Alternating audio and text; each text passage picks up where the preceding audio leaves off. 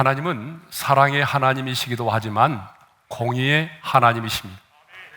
그러므로 하나님은 어떤 죄에 대해서 모른 채 눈을 감아주시거나 그냥 지나치지 않으십니다. 반드시 그 죄에 대하여 하나님은 심판을 하시죠. 그래서 오늘은 범죄 그 이후에 하나님께서 아담과 하와에게 내리신 형벌과 저주에 대해서 생각해 보고자 합니다. 하나님께서는요, 아담과 하와에게 그 형벌과 저주를 내리셨는데 그 첫 번째가 뭐냐 그러면 잉태와 해산의 고통이라고 하는 것입니다. 우리 16절의 말씀을 함께 읽겠습니다. 다 같이요. 또 여자에게 이르시되 내가 내게 임신하는 고통을 크게 더하리니 내가 수고하고 자식을 낳을 것이며. 하나님은 여자에게 임신하는 고통과 수고하여 자식을 낳는 고통을 허락해 주셨습니다. 여러분, 원래 여자가 자녀를 임신하고 자녀를 낳는 것은 너무나 큰 축복이죠. 그래서 창세기 1장 28절도 보게 되면 생육하고 번성하는 것을 하나님의 복이라고 말씀을 하고 있습니다. 그런데 그들의 범죄로 인해서 임신과 출산이 큰 고통이 되었습니다. 하나님은 여자가 자녀를 임신하고 출산을 할 때에 어느 정도의 고통을 갖도록 지으셨을 것이라고 저는 생각을 합니다. 아담과 하와가 에덴 동산을 거닐면서 가시에 찔리면은 고통을 느꼈듯이 자녀를 낳을 때 여성의 신체적인 구조를 보더라도 어느 정도의 통증은 있도록 하나님이 창조하셨을 것으로 생각을 합니다. 그런데 죄를 짓고 난 이후에 여자는 아이를 잉태하고 자식을 낳는 일에 상상할 수 없을 정도의 매우 큰 고통과 아픔을 겪게 될 것이라는 거죠. 지금은 무통주사를 맞고 아이를 출산하지만 여러분, 예전에는 다 자연분만으로 아이를 낳지 않았습니까? 그런데 그 자연분만으로 아이를 낳을 때에 그 산모가 겪는 육체적인 통증은 상상을 초월합니다. 심지어 아이를 낳다가 산모가 목숨을 잃는 경우도 예전에는 참 많았죠. 그래서 산모는요, 아이를 낳으려고 방에 들어갈 때에 자신이 벗어놓은 신발을 다시 한번 쳐다보고 들어간다는 말이 있지 않습니까? 내가 아이를 낳고 다시 돌아와서 이 신발을 신을 수 있을까? 이런 죽음에 대한 두려움 때문에 그랬다는 거죠. 자, 이렇게 해산의 고통은 여인이 경험할 수 있는 최고의 고통이 된 것입니다. 여러분, 맥길 통증 지수라고 하는 게 있어요. 자, 여기 보게 되면 인간이 느끼는 통증에는 순서가 있다는 거예요. 가장 큰 통증이 뭐냐 그러면 우리 몸의 일부가 불에 타는 고통이 가장 큰 고통이라는 거예요. 두 번째 통증은요, 우리의 몸의 일부분, 손과 발이 잘려나가는, 절단되는 그런 고통이 두 번째로 큰 고통이라고 합니다. 세 번째 고통은요, 아이를 첫 번째로 출산할 때의 첫 출산의 고통이 인간이 겪는 고통 중에 세 번째로 큰 고통이래요. 네 번째 고통은요, 둘째 아이를 출산할 때. 다섯 번째 고통은요, 셋째 아이를 출산할 때의 고통이라고 합니다. 자, 이런 것을 보게 되면 해산의 고통은 어때요? 여인이 경험할 수 있는 최고의 고통이라고 할 수가 있을 것입니다. 자, 두 번째로 하나님이 내리신 형벌과 저주가 뭐냐 그러면 땅이 저주를 받게 된다는 거예요. 자, 우리 17절 상반절의 말씀인데요, 우리 함께 읽겠습니다. 다 같이요. 아담에게 이르시되 내가 내 아내의 말을 듣고 내가 내게 먹지 말라 한 나무의 열매를 먹었은즉 땅은 너로 말미암아 저주를 받고. 하나님이 창조하신 에덴 동산은 완벽했습니다. 그런데 뱀의 유혹을 받아서 하나님의 대리 통치자인 인간이 타락을 하였습니다. 그 타락의 결과 땅이 저주를 받았습니다. 그런데 누구로 인하여 땅이 저주를 받았다라고 말합니까?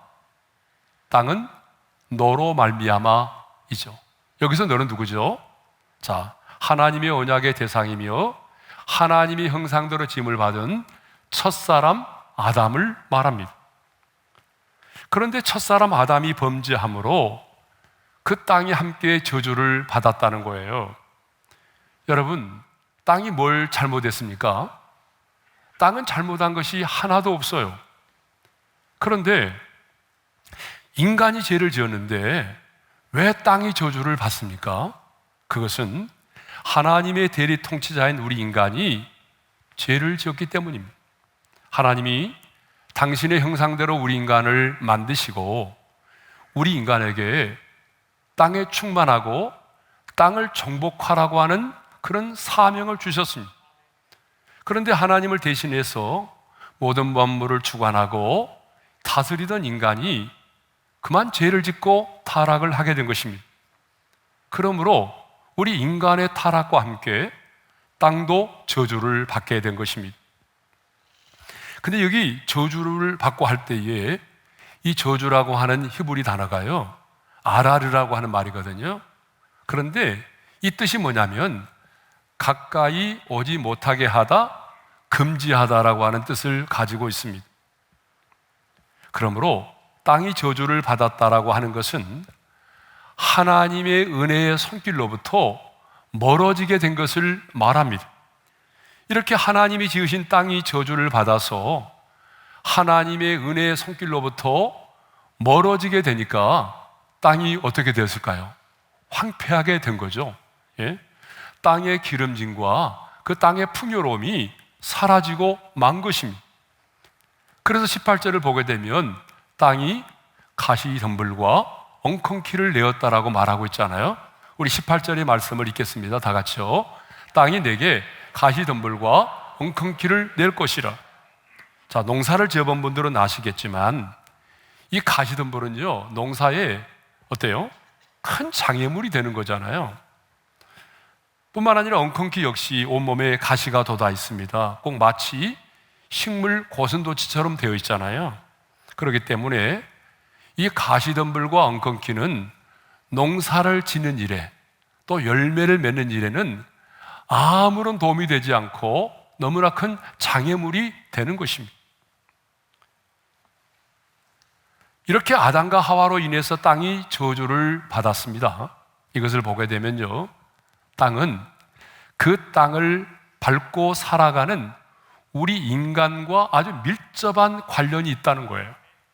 자, 가인이 동생 아벨을 돌로 쳐 죽였습니다. 그런데 하나님은요, 가인을 찾아오셔서 이렇게 말씀하십니다. 우리 함께 읽겠습니다.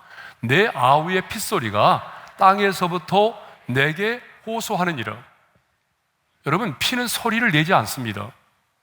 그런데 하나님께서는요, 내 아우의 핏소리가 내게 호소하고 있다라고 말씀했어요. 무슨 말입니까? 죄 없이 죽은 아벨의 피가 땅에서부터 의로우신 재판장이신 하나님께 강렬히 호소를 하고 있다는 거예요.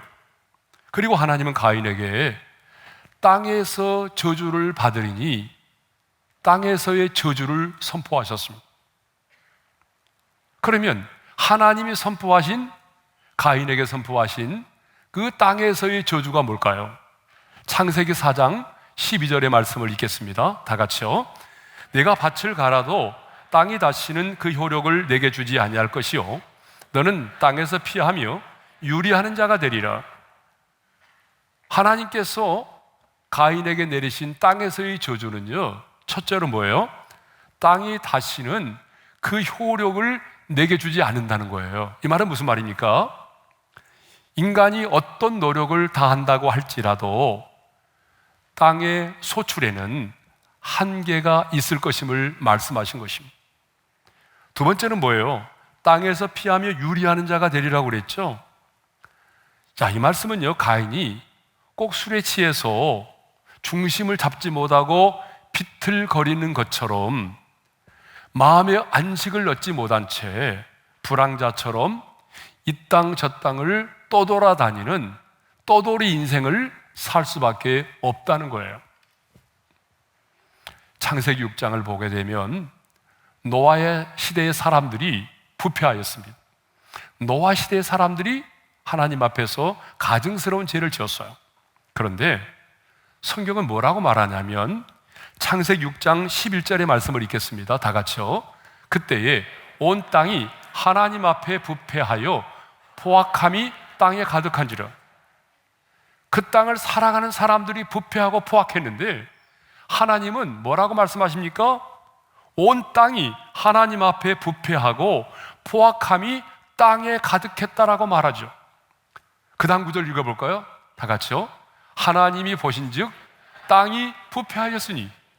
여러분, 땅이 부패한 게 아니라 누가 부패한 거예요? 인간이 부패를 했잖아요. 그런데 성경은 땅이 부패했다라고 말씀하고 있어요. 그 다음 구절 한번 읽어볼까요? 다 같이요. 내가 그들을 땅과 함께 멸하리라. 인간이 범죄했는데 하나님은 인간만 멸하시는 것이 아니라 땅과 함께 멸하시겠다라고 말씀하시죠. 그래서 성경을 보게 되면 소돔과 고모라의 사람들이 타락하고 그들이 범죄했는데 하나님은 그들이 살고 있는 그 땅을 유황불로 심판을 하셨습니다.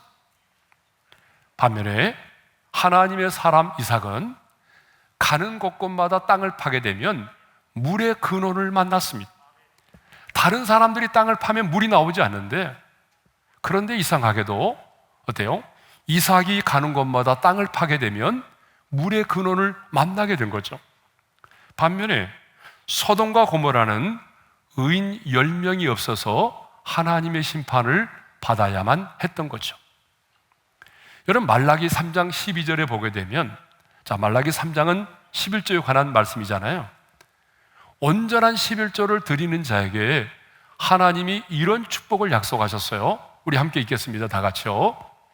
너희 땅이 아름다워짐으로 모든 이방인들이 너희를 복되다 하리라. 하나님의 주권을 인정하고 온전한 11조를 드리면 너희 땅이 아름다워진다는 거예요. 여러분, 땅이 아름다워진다는 게 뭘 의미하죠? 그 말은 너희의 땅이 옥토가 되고 기름진 땅이 된다는 거예요. 그 땅이 너희로 인하여 복을 받게 된다는 것입니다.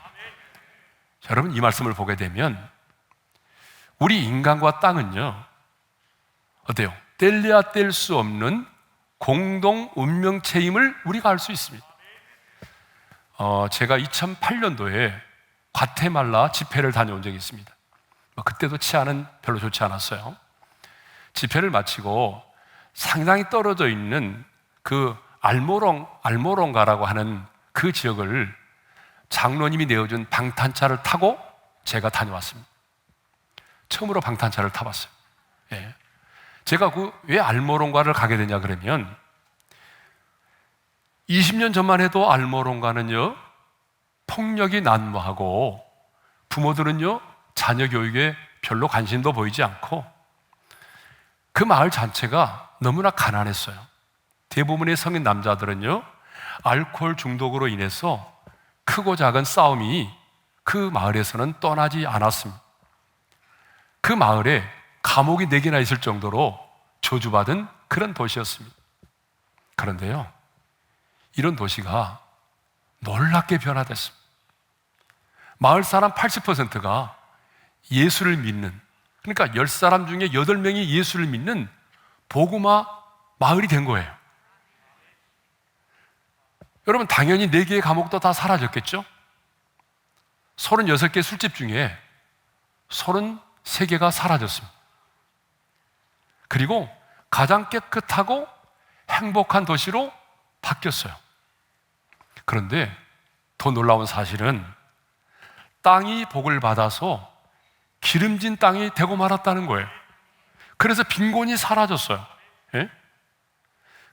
갑자기 그 지역의 토질이 말이죠, 굉장히 비옥한 토질이 되면서 모든 농작물들의 크기가 여러분 2배, 3배 정도 크게 자라고 맛도 굉장히 좋아진 거예요. 그래서 저도 그때 방문해서 시장을 가봤거든요. 그래서 그때는 제가 사진을 좀 찍어 온 게 있는데 이번에 못 찾아서 여러분들 보여주지 못하지만, 여러분, 당근이 말이에요, 팔뚝만 해요. 예? 여러분, 이 놀라운 일이 벌어진 거죠. 예? 그래서 지금은요, 아메리카의 채소 정원으로 그 도시가 바뀌어진 거예요.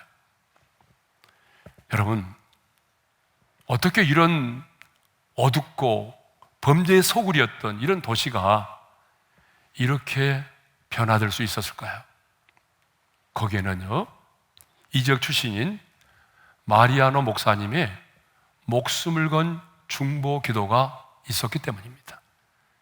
이 마리아노 목사님은요, 자신의 고향이 이렇게 더 이상 위험하고 어두운 도시로 남겨둘 수가 없어서 일주일에 3, 4일씩을 금식하면서 그 도시를 위하여 중보하며 기도했어요. 일주일에 3, 4일씩 중보하며 금식하며 기도했는데, 그러면서 교회가 성장하기 시작하고 불치의 병을 앓고 있는 사람들이 고침을 받기 시작하고 많은 사람들이 몰려와서 예수를 믿고 회개하고 하나님의 사람이 된 것입니다. 이렇게 도시가 복음화되자 하나님께서는요, 그 땅에 땅을 바꾸셨어요. 비옥한 땅이 되게 하셨어요. 기름진 땅이 되게 하신 것입니다. 여러분, 역대하 7장 14절에 이런 말씀이 있잖아요. 우리 한번 읽겠습니다. 다 같이요. 내 이름으로 일컫는 내 백성이 그들의 악한 길에서 떠나 스스로 낮추고 기도하여 내 얼굴을 찾으면 내가 하늘에서 듣고 그들의 죄를 사하고 그들의 땅을 고칠지라. 여러분, 그 땅에 거하는 하나님의 사람들이 악한 길에서 떠나서 기도하며 주의 얼굴을 찾으면 하늘에서 하나님이 듣고 그들의 죄를 사하신다고 말씀하셨습니다. 그들의 죄를 사하실 뿐만 아니라 하나님께서 그들의 땅을 고쳐주시리라고 말씀하셨습니다. 여러분, 땅을 고쳐주신다는 말은 무슨 말이죠? 땅이 병들어섰다는 말이죠. 그러므로 땅을 고쳐주신다는 말은 저주가 떠나가고 땅이 회복되는 것을 말합니다. 땅을 고쳐주신다라고 하는 것은 저주가 떠나가고 하나님의 은혜와 하나님의 축복이 임한다는 것을 의미합니다. 그러면 여러분, 언제 하나님이 그 땅을 고치신다라고 말씀하셨습니까? 악한 길에서 떠나 하나님의 얼굴을 구할 때입니다. 다시 말하면 인간의 죄가 사함을 받을 때입니다. 그럴 때 하나님께서는 그 땅 가운데 부흥을 일으키시고 그 땅 가운데 하나님의 나라가 임하게 하시고 그 땅 가운데 어둠이 사라지게 하시고 그 땅 가운데 빛을 임하게 하시고 평안을 주신다는 것입니다. 여러분, 실제로 그런 땅들이 지구촌 몇 곳에는 있습니다. 자, 말라기 3장 12절에서 하나님께서 너희가 온전한 11조를 드리면 그 땅을, 너희의 땅을 아름답게 하시겠다고 약속하셨습니다. 이 말은 오늘 우리에게 우리의 삶의 터전을 아름답게 하시겠다는 말씀이죠. 그렇습니다, 여러분.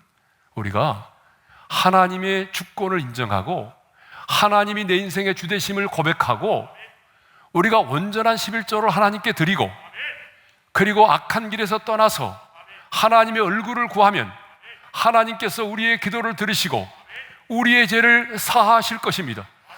그리고 하나님이 우리의 땅을 고쳐주실 것입니다.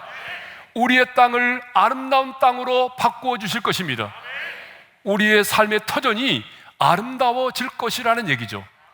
그런데 하나님은요, 다른 사람이 아닌 바로 하나님의 사람인 여러분들로 말미암아 여러분의 삶의 터전이 아름다워지기를 원하십니다.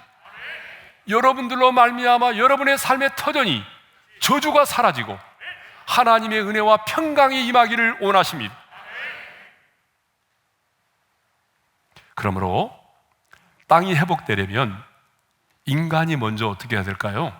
인간이 먼저 회복이 되어야 됩니다. 인간으로 말미암아 땅이 저주를 받았지만 우리 인간이 회복이 되면 하나님께서 그 땅도 회복시켜 주실 줄로 믿습니다. 세 번째로는요, 평생의 수고를 하여야 먹고 살게 된다는 거예요. 자, 우리 17절 하반절의 말씀을 먼저 읽겠습니다. 다 같이요. 너는 내 평생에 수고하여야 그 소산을 먹으리라. 19절의 말씀도 있겠습니다. 다 같이요. 내가 흙으로 돌아갈 때까지 얼굴에 땀을 흘려야 먹을 것을 먹으리니.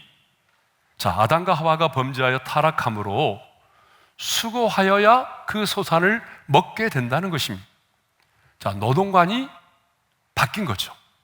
많은 사람들은 노동을 하나님이 우리 인간에게 주신 형벌이라고 생각합니다. 근데 여러분, 그렇지가 않아요. 노동은 형벌이 아닙니다. 노동은 형벌의 대가가 아닙니다.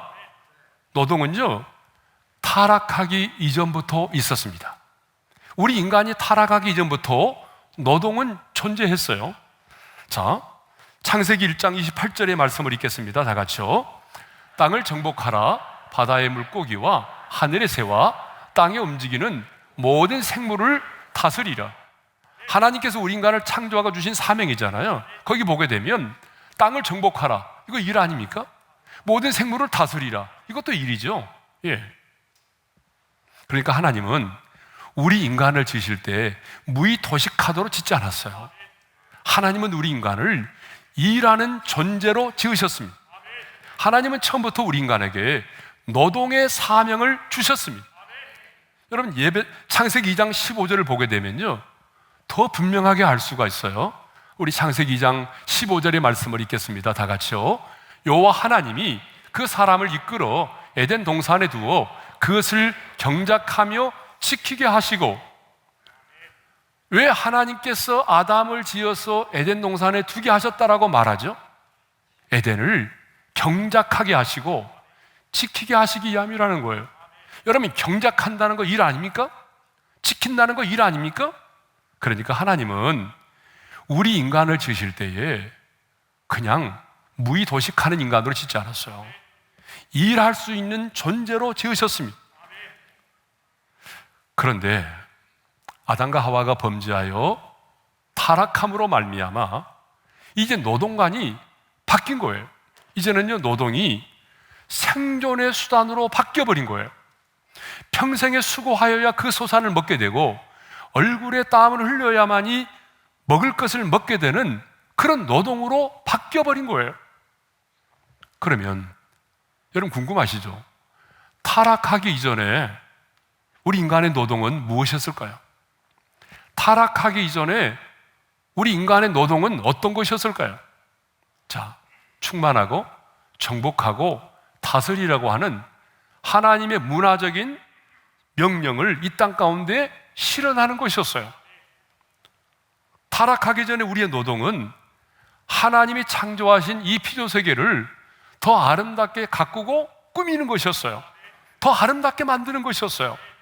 그러므로 타락하기 전에 우리 인간들은 노동을 하면 노동을 할수록 참된 기쁨이 있었어요. 자, 여러분, 아담이 그 에덴 동산에 짐승들의 이름을 지어줬잖아요. 그렇죠? 이름을 지어줄 때 너는 코가 크네? 코끼리. 너는 목이 길구나? 기린. 이렇게 이름을 지어줬단 말입니다. 그런데 이렇게 이름을 지어줄 때에 아담이 얼마나 기뻤을까요? 하나님이 주신 지혜를 가지고 각각의 짐승들의 이름을 지어줄 때, 하나님이 나를 하나님의 형상대로 지으시고 하나님의 대리 통찰로 나를 지으셨구나. 그래서 내가 이렇게 쓰임받고 있구나. 존재의 의미가 더 풍성해진 거예요. 그러니까 타락하기 이전에는요, 인간이 일을 하면 할수록 기뻤고 일을 하면 할수록 그 존재의 의미가 더 풍성해졌던 것입니다. 노동은 타락 이전부터 존재했습니다. 하나님은요, 우리 인간을 일하는 존재로 지으셨습니다. 그러므로 일하기를 싫어하는 사람은요, 인간이기를 포기하는 사람입니다. 노동은 결코 저주가 아닙니다. 축복입니다. 한번 따라서 합시다. 노동은 결코 저주가 아니다. 노동은 축복이다. 예, 여러분, 노동은 저주가 아닙니다. 노동은 신성한 것입니다. 그러나 기독교를 제외한 모든 문화권에서는요, 노동에 대해서 매우 부정적인 생각들을 하고 있어요. 유교의 영향을 받은 우리 한국 사람들 역시 높은 사람, 많이 배운 사람일수록 일은 하지 않고 천한 사람일수록 일을 많이 한다는 천박한 생각을 가지고 있어요. 여러분, 이것은 너무 잘못된 거예요. 그러나 우리 기독교는 노동을 매우 신성하게 생각을 합니다. 그래서 우리 기독교는요, 직업에 귀천이 없다라고 말하고 있어요. 예수님도 내 아버지께서 이제까지 일하시니 나도 일한다라고 말씀을 하셨어요. 사도 바울도 데살로니가 후서 3장 10절에서 이렇게 말했잖아요. 우리 한번 읽어볼까요? 다 같이요. 누구든지 일하기 싫어하거든 먹지도 말게 하라. 네. 일하기 싫거든 먹지 말라는 거예요. 하나님은 이스라엘 백성들을 애굽에서 이끌어낸 다음에 그 출애굽한 이스라엘 백성들에게도 이렇게 말씀하셨습니다. 다 같이요.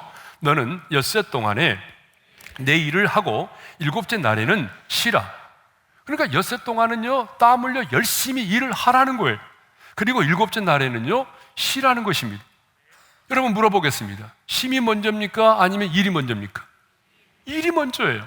예? 일을 하고 난 다음에 그 다음에 쉼을 반드시 가져야 된다는 거죠. 그러니까 일은 하지도 않고 계속 쉬겠다는 사람은 뭐예요? 그건 하나님 앞에 죄를 짓는 것입니다. 그런데 언제부턴가 땀이 건강한 노동의 상징이 아니라 힘들고 저주스러운 상징이 되어가고 있다는 거예요. 여러분, 땀은 힘들고 저주스러운 상징이 결코 아닙니다. 건강한 노동의 상징입니다. 지금도 타락한 인간들은 일하는 걸 싫어해요. 노동을 저주라고 생각합니다. 그래서 일을 하되 어쩔 수 없이 마지 못해서 먹고 살기 위해서 일을 한다고 말합니다. 또 일을 하되 어떻게 하면 좀 더 적게 일을 하고 돈은 많이 벌 수 있을까를 생각하면서 살아갑니다. 여러분, 잠실 사거리에 가보게 되면요, 그 지하철 입구에 항상 로또 복권을 사기 위해서 줄을 서 있는 사람들이 있어요. 저는 갈 때마다 보게 되면 진짜 줄이 길게 서 있는 거예요. 예. 지나갈 때마다 혹시 우리 교회는 없나? 여러분, 왜 그렇게 많은 사람들이 줄을 서서 로또 복권을 사죠? 예? 일을 하지 않고도 대박을 꿈꾸는 사람들이 그렇게 많다는 얘기잖아요. 하지만 하나님은요, 게으름을 되게 싫어하십니다. 하나님은 우리 인간이 타락했어도 일하기를 원하십니다. 그러므로 구원받은 하나님의 사람은 누구보다도 열심히 일을 해야 합니다. 모든 일을 죽게 하듯 해야 합니다. 물론 일을 하되 노아의 후손들이 바벨탑을 쌓았던 것처럼 하나님을 대적하는 일을 해서는 안 됩니다.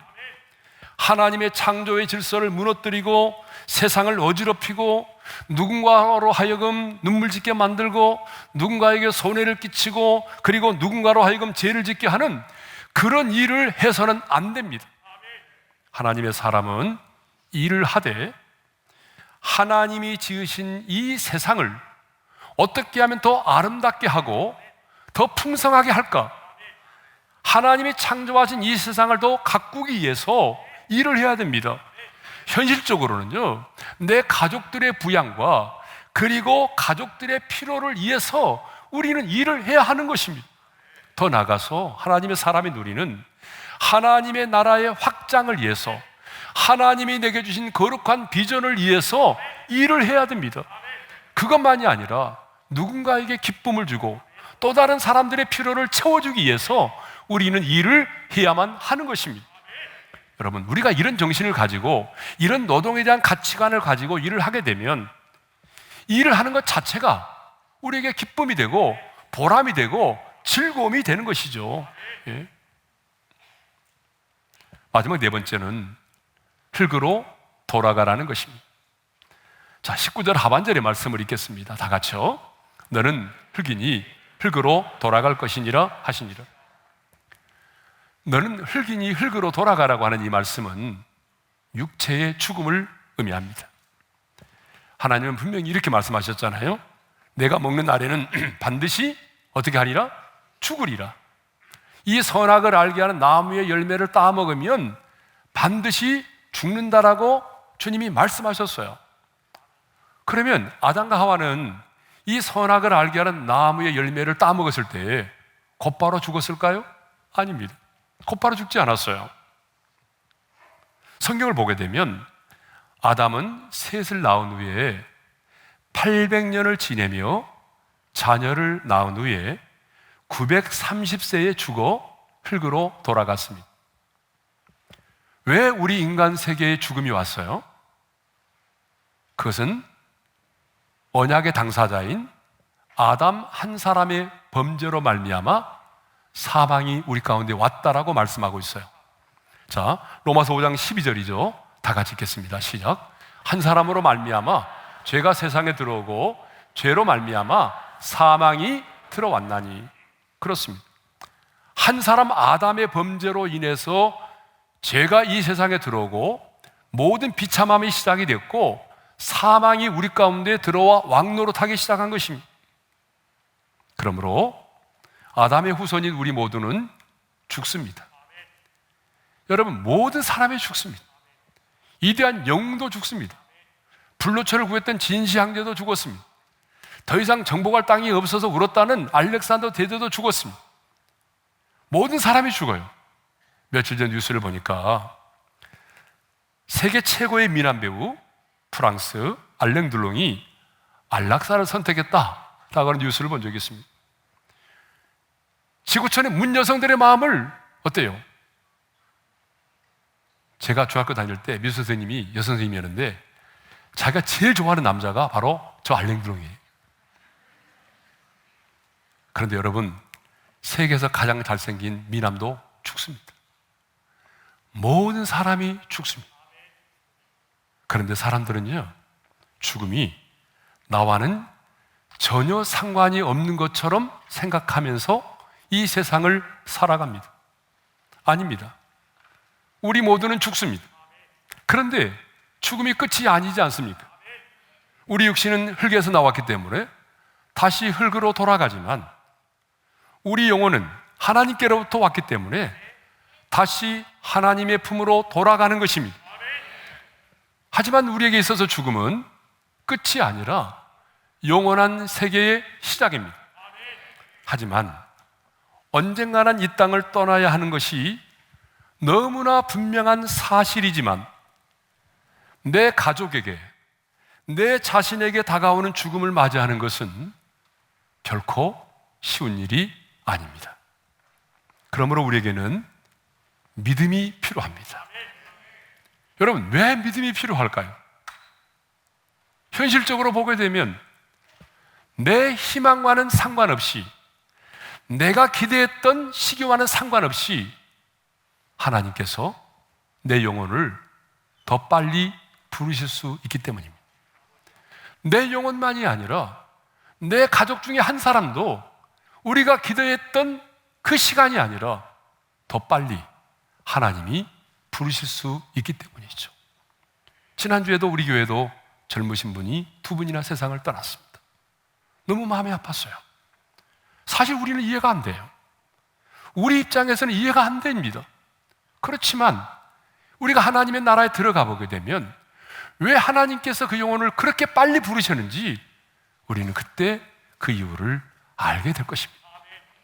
그러므로 우리에게 뭐가 필요하다고요? 믿음이 필요합니다. 하나님이 내 희망과는 달리 내 가족 중에 한 사람을, 아니 내 자신의 영혼을 빨리 부르신다 할지라도 그 죽음 앞에 두려워하지 않고, 그 죽음 앞에 불평하지 않고, 그 죽음 앞에 원망하지 않고 감사함으로 순종할 수 있으려면 우리에게는 믿음이 필요합니다. 저는 우리 오륜의 성도들이 믿음으로 살다가 믿음으로 이 땅을 떠날 수 있는 하나님의 사람들이 될 수 있기를 바랍니다. 주신 말씀 마음에 새기면서 우리 찬양할 텐데요, 나의 백성이 다 겸비하여 찬양하겠습니다. 백성이 다 겸비하여 내게 기도하며 나의 얼굴을 구하여서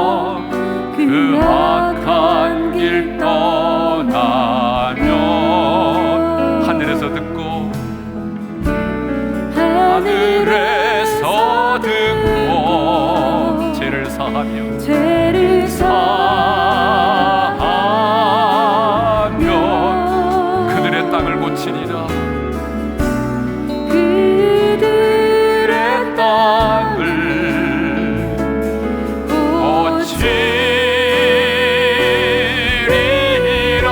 우리 두 손을 들고 아버지여 고쳐주소서.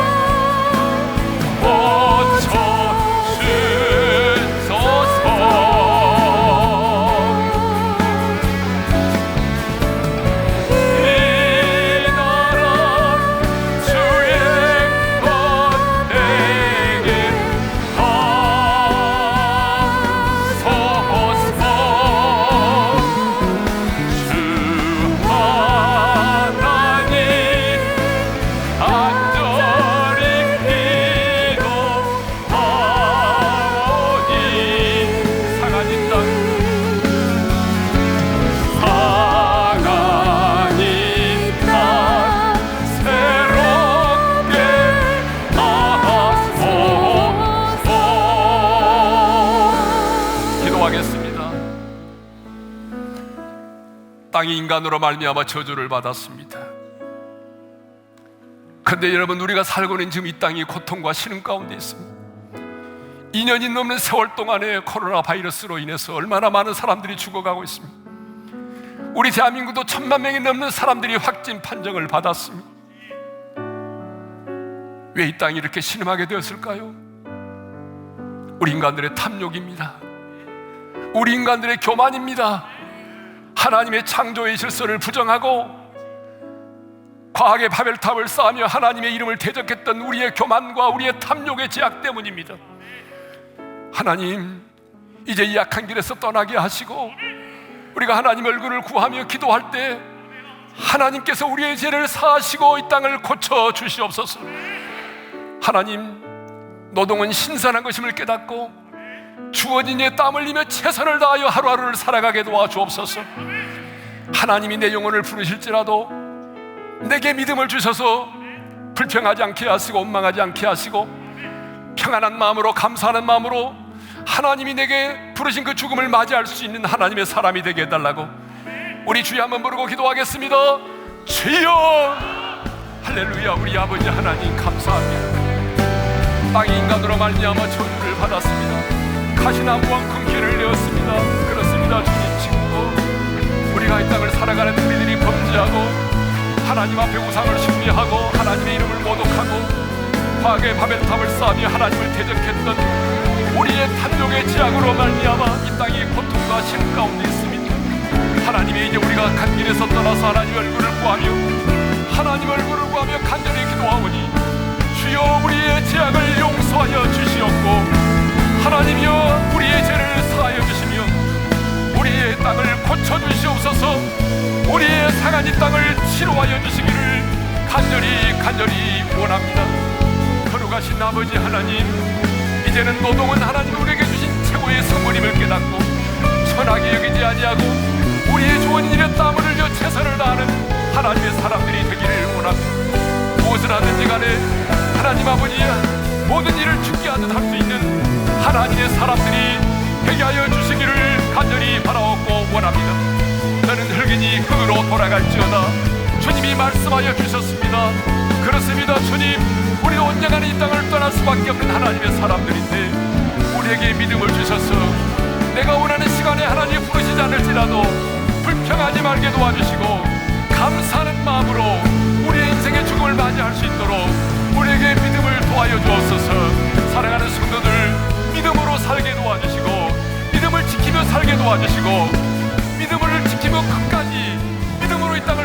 있는 하나님의 사람들이 되게 하여 주시옵소서. 이제는 우리 주 예수 그리스도의 은혜와 하나님 아버지의 영원한 그 사랑하심과 성령님의 감동, 감화, 교통, 인도하심이